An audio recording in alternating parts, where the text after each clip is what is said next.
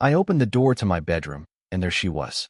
Haley, my wife of 12 years, naked in our bed, tangled in the limbs of Jared Barnes, my firm's manager, the guy I mentored from his first day. Their sweat still hung in the air like the scent of gasoline before a match. They didn't even flinch. Jared had the audacity to smirk at me while reaching for his pants, and Haley looked at me like I was interrupting her. "You forgot to knock, babe," she said with a cruel smile, like I was the one doing something wrong. I stood frozen. The room tilted. My lungs forgot how to breathe. I thought I was hallucinating until she got out of bed like she was in a shampoo commercial, tossing her golden hair back like she was auditioning for a role she already owned. The role of a lying, cheating, low-down nightmare. She picked up my truck keys from the nightstand and tossed them at my chest. "Go cry in your truck, Andrew. Because this house, it's mine now. And the business? Jared's got a better grip on it than you ever did." I didn't say a word. Couldn't. Jared had the balls to chuckle as he buttoned up. "Hey man, it's not personal," he said. "She came to me." That line burned into my skull.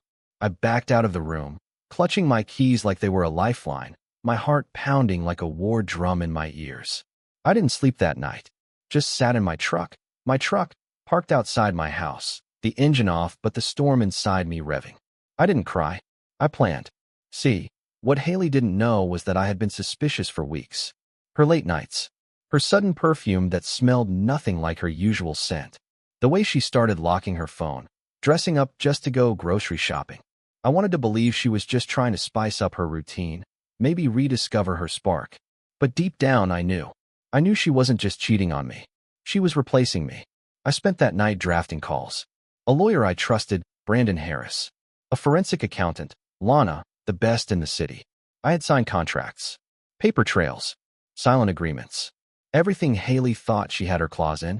I had backups. I had loopholes. I had the patience of a betrayed husband with nothing left to lose. 3 days later, she woke up to a loud bang. Not from a gun. From steel against stone. I came back. But not like a broken man.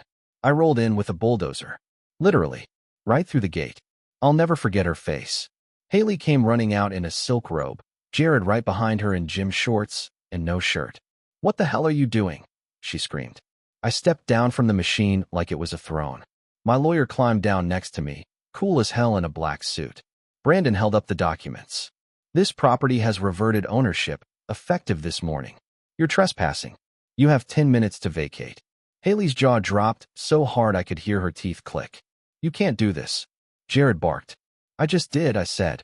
She stepped forward, her voice going sharp and shrill. "You're pathetic, Andrew. You always were. You think this makes you a man? Bulldozing your own house." "No," I replied. "This makes me free." And I turned away as the demolition began. Not just of the house, but of every lie she ever told me in it. They watched in horror as walls they thought belonged to them crumbled. Jared tried to grab some bags from inside, probably filled with my watches, my money, maybe even my backup hard drive. Didn't matter. I wasn't here for stuff. I was here to burn it all down. Revenge isn't always loud. Sometimes it's calculated, quiet, legal. But sometimes it comes in the form of a 10-ton machine flattening everything a cheater thought she stole. And that was just the beginning.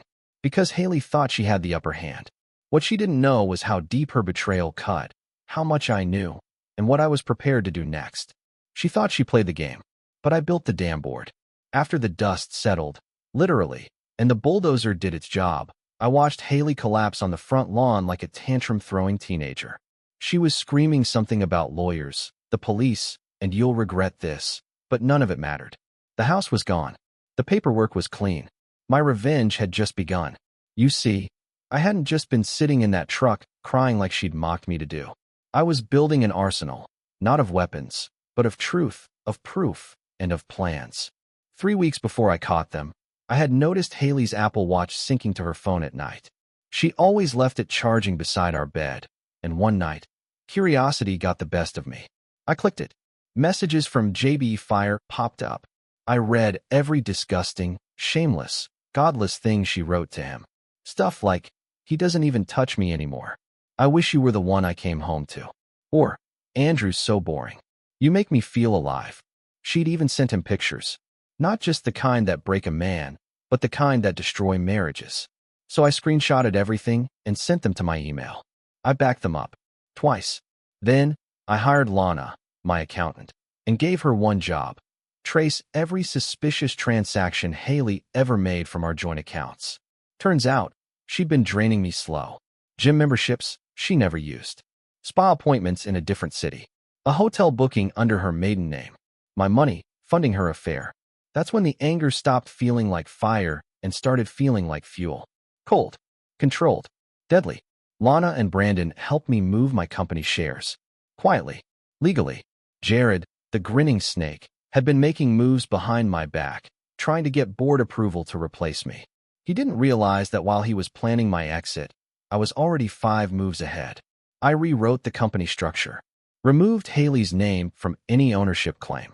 I even had her signature declared void on all pending financials, forged, thanks to a handwriting expert.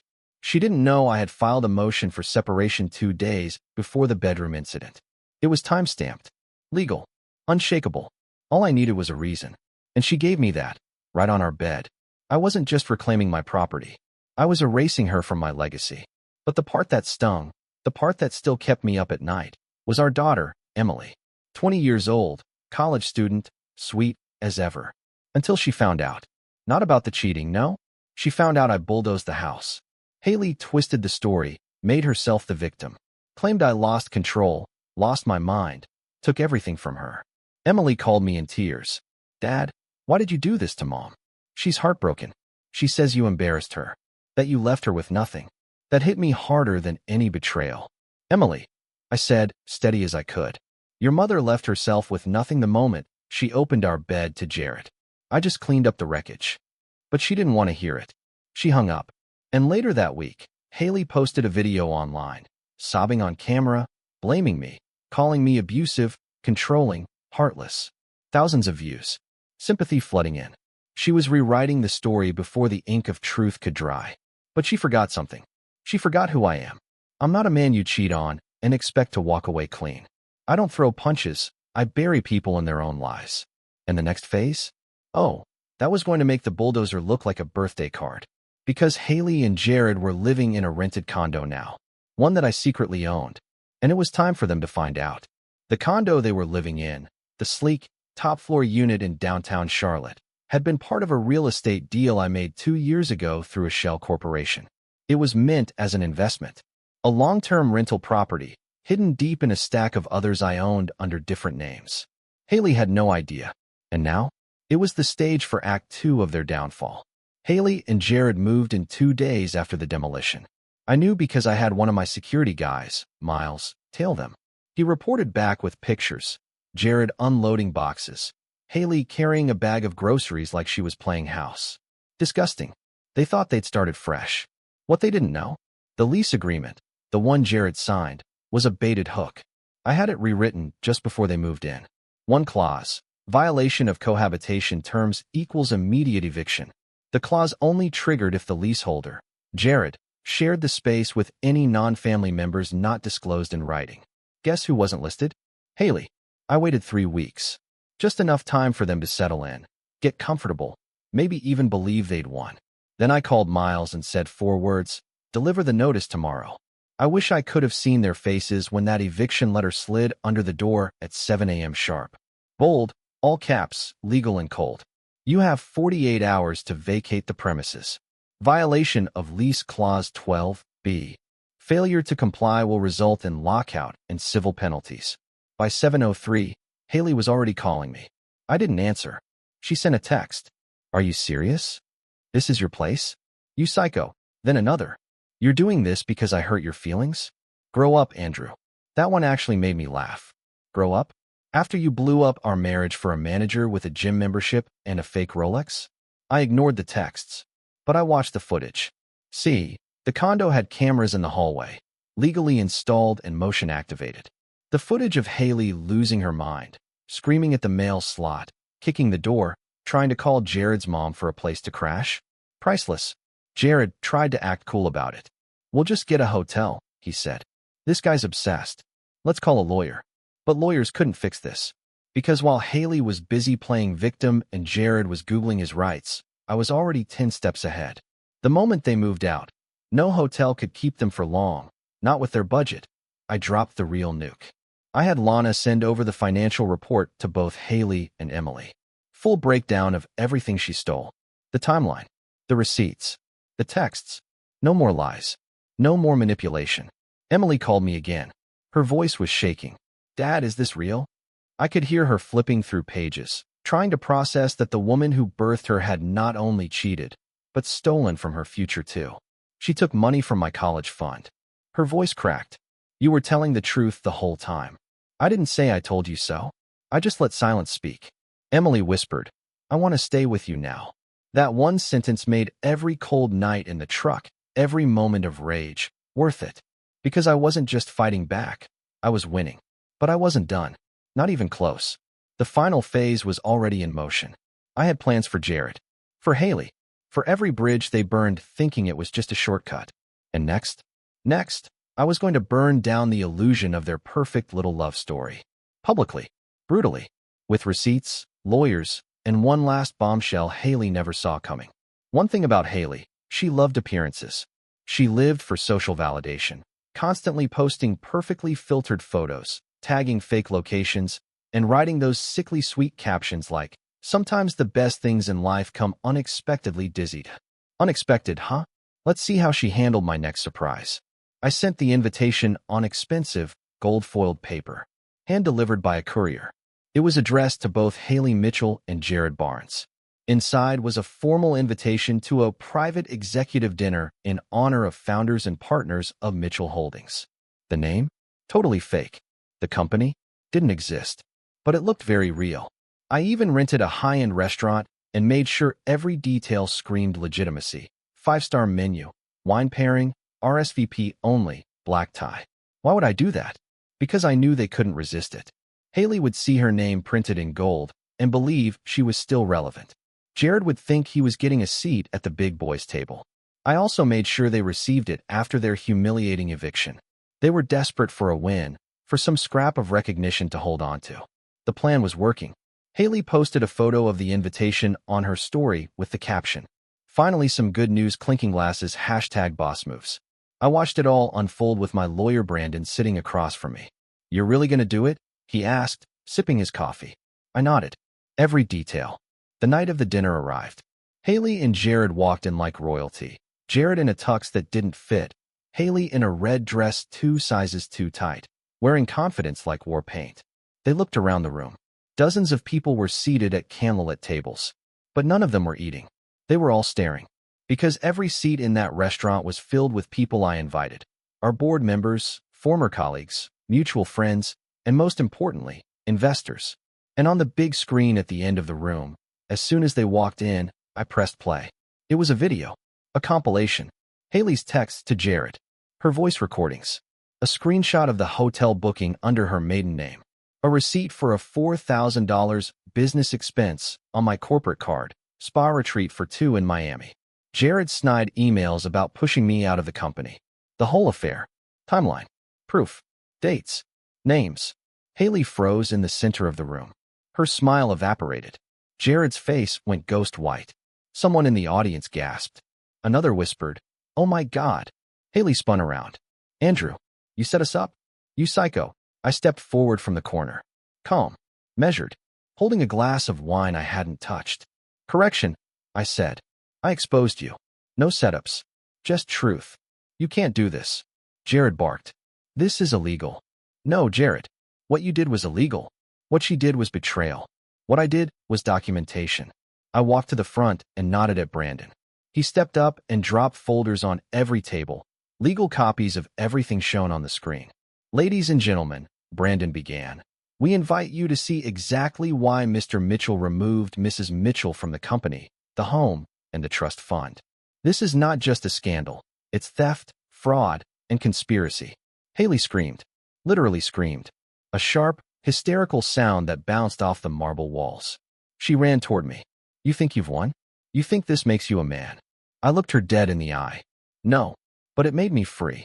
And that's better." Jared pulled her arm. "Let's go." Now. They stormed out of the restaurant like clowns without a circus, faces flushed, reputations shredded. I stood alone under the chandelier. And for the first time in months, I smiled. Not because I hurt them, but because I showed the world who they really were. And I wasn't done yet. A week after the dinner, everything went quiet. No calls, no texts from Haley. Jared disappeared off social media. Their friends unfollowed them in waves. I didn't gloat. Not outwardly. I just waited. Then came the knock. I opened the door, and there she was, Emily, my daughter. Hair in a messy bun, eyes red like she hadn't slept in days. She clutched a backpack and a folder full of paperwork. "Can I stay here?" she whispered. I stepped aside without saying a word. We sat at the kitchen table in silence for what felt like forever. Then she slid the folder toward me. It was full of legal requests. Pages and pages of property transfers, financial authorizations, signatures in Haley's handwriting. Only they weren't hers. They were Emily's. "She used me," Emily finally said. "She told me you were trying to cut us both off. That if I didn't sign these, we'd lose everything." My blood turned cold. I flipped through the pages, my hands trembling. Haley had forged a proxy. Emily had unwittingly signed over rights to assets she didn't even understand, retirement funds, trust accounts, even a small stake in my business meant for Emily's future. I looked up at her, my little girl, now a young woman, caught in a war she never chose. "She's my mom," Emily said quietly, "but I'm not blind anymore." I reached over and took her hand. "You didn't know? That's not your fault. I want to help you fix it," she whispered. "I want to make this right." That moment hit harder than any revenge ever could. It wasn't about Haley or Jared anymore. It was about protecting what mattered. I called Brandon and Lana the next day. We filed a motion to void every transfer made under Emily's name. And we went further. We opened a full audit into Haley's financial activities, this time including Emily's name as the injured party.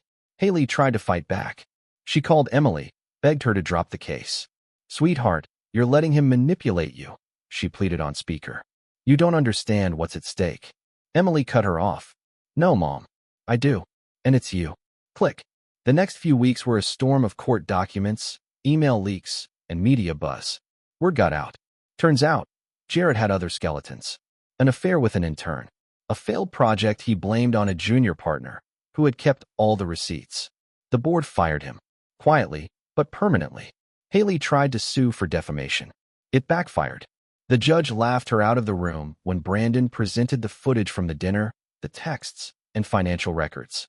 She left the courtroom in tears, makeup running, screaming that I'd ruined her life. No, she did that all on her own. And then came the twist I didn't expect. I got a letter, hand-delivered again. This time from my brother, Greg. Greg and I hadn't spoken in years. Old business disagreement, long buried. But Haley had reached out to him behind my back. Promised him a stake in my real estate properties if he testified on her behalf, saying I'd been unfit for years. Blood. Betraying blood. I stared at the letter in disbelief. It read, "Andrew, I'm sorry. I didn't take her offer. I wanted to. God knows I could use the money. But I couldn't do that to you. She's poison." Inside the envelope, a voice recording. Haley, offering Greg money under the table, laughing about how easy it would be to paint me as unstable. I added it to the case file. She was sinking fast now. Even family was backing away. And I was just getting started. When Haley married me, she made a big deal about taking my last name. "Mitchell sounds like success," she said at our wedding, gripping my hand like I was a golden ticket. I should have known then. It wasn't about love. It was about the name, the image, the climb. She wore my last name like designer jewelry, flaunted it at brunches, on business cards. In magazine features, she weaseled her way into by pretending to be my partner in the company. But the moment she got caught, cheating, stealing, manipulating, she twisted that name into a weapon. News articles started popping up. Haley Mitchell's shocking exit from luxury lifestyle. Wife of business mogul accused of corporate sabotage. And every time I saw Mitchell attached to her mess, it made my skin crawl. So, I decided to take that back too. Step 1. I filed a formal legal petition to strip her of the Mitchell name, citing reputational damage and fraud. My lawyer Brandon argued the case with icy precision. The court had no reason to deny it. Haley no longer had marital or business rights tied to me. Her reaction? Predictable. She marched up to my office building, practically foaming at the mouth, demanding to speak to me. Security called up, and I watched her through the tinted glass of the 7th floor, screaming in the lobby. She doesn't get in, I said calmly. Instead, I had one of the receptionists deliver her a sealed envelope. Inside was a copy of the name-stripping petition, and at the top in bold letters, "You have 7 days to remove Mitchell from all public profiles, accounts, and legal identification." That night, she went live on social media, mascara running, playing victim. I earned that name. I was with him through everything. And now he's taking it away to punish me. Punish? No, Haley. This wasn't punishment. This was reclamation. You stole time, trust, money, and dignity. The name? That was mine. Within days, her Haley Mitchell accounts vanished, replaced with Haley K. Her website crashed. Sponsors backed out. Even the wannabe influencers who used to praise her stopped tagging her altogether. But I wasn't done. While she flailed online trying to rebrand herself, I bought out the last remaining shares of a boutique fashion company she once tried to invest in, a side project she abandoned right before the scandal. Quietly, she had hoped it would be her backup plan if things with Jared fell apart. Well, they did. And now I own that too. I renamed it H. Mitchell and Company, just for fun, and I made it all about empowering women after betrayal. The irony? She couldn't even sue. She no longer had the legal right to the name. I expected a reaction, a tantrum, a firestorm, but instead silence. Days passed, then a week, then 2. No news, no posts, no sightings. Jared had apparently taken off to LA, trying to start fresh with some online crypto garbage. And Haley? She was gone, until I got a letter in the mail. Handwritten, no return address, just my name on the front in loopy, familiar handwriting. Inside, 1 page. No apology, no explanation, just 4 lines. You took everything, even the part of me I faked. But I still have one thing left. You'll know when it hits. Was it a threat? A warning? A pathetic attempt at staying relevant? I didn't know, but something in my gut twisted. Because Haley never played fair. And when she had nothing left to lose, that's when she was most dangerous. That letter stayed on my desk for 3 days. I didn't touch it. I didn't show Brandon or Emily. I just stared at it like it was a loaded gun. You'll know when it hits. Haley was many things, a liar, a manipulator, a heartless opportunist, but she wasn't stupid. She knew how to cut deep. She didn't just burn bridges. She planted explosives and waited until you were halfway across. I checked everything. My bank accounts, my businesses, my legal documents. I had Lana go through every corner of my finances again, line by line. Nothing. Brandon assured me our side was clean, bulletproof. Still, I couldn't shake the feeling. Then it came. Emily burst into my office one morning, phone in hand, pale as death. "Dad, you need to see this." A video, uploaded to a gossip site. Grainy security footage, clearly taken from a hidden camera, my camera. In the footage, me, in my office, pouring a glass of whiskey, speaking on the phone, saying things like, "Yeah, we'll bury her. I don't care how. Just make sure she's ruined." Clipped, edited, sliced to make me look like a criminal mastermind. The headline beneath the video: Andrew Mitchell orchestrated ex-wife's public collapse? Insider footage leaked. And at the bottom, a burner Twitter account that had posted it. Username @TruthForHaley. My heart stopped. It was fake. Obviously, audio spliced from dozens of real meetings, phone calls, probably pulled from those few times Haley had access to the building. But the damage was done. Comments exploded online. "He's unhinged. Poor woman. No one deserves this. This guy needs to be investigated." I sat there, fists clenched, throat dry. She couldn't destroy me legally, so now she was trying to destroy my character. My name. I called Brandon. "We need a digital forensic expert." Now. He was already on it. Within 48 hours, we had a full analysis. The video was confirmed manipulated. We traced the IP address back to a prepaid laptop purchased in South Carolina 2 weeks earlier. Guess who had been staying with an aunt in South Carolina? Haley. I gave Brandon the green light. We filed a cyber defamation suit, issued takedown orders, and more importantly, I went public. I sat down with a respected business podcast host, someone I trusted. No PR team, no filters, just me. I told the entire story, from the affair, to the financial theft, to the fake video. I didn't play the victim. I laid out the facts. Calm, cold, controlled. The interview went viral. Within hours, the tide shifted. People saw through her act. Old friends started reaching out. Sponsors who had pulled away now wanted back in. But what mattered most? Emily. After watching the interview, she hugged me. Tight. Longer than she ever had. You didn't let her break you, she said. You didn't stoop to her level.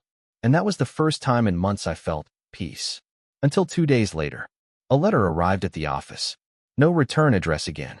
Inside, a photo. Me and Emily. Laughing. At lunch. Taken from a distance. On the back, in red ink. You think you're safe now? That's when I knew. Haley wasn't just playing dirty anymore. She was going off the rails. And I had to end it. Not legally. Not financially. Not socially. Permanently. That photo, me and Emily laughing over lunch, clearly taken without us knowing, wasn't just a threat. It was a declaration. Haley had crossed a line I never thought she would. She'd gone from vindictive to unhinged. This wasn't about reputation anymore. Or even revenge. It was about power. Control. Obsession. I called Brandon immediately. She's following us now. We're hiring someone to. He paused. We're past legal retaliation. This is security now. I'm calling a friend at the department. By the next morning, we had a private investigator and 2 off-duty cops watching Emily around the clock. I also had my house swept. Found 2 hidden devices.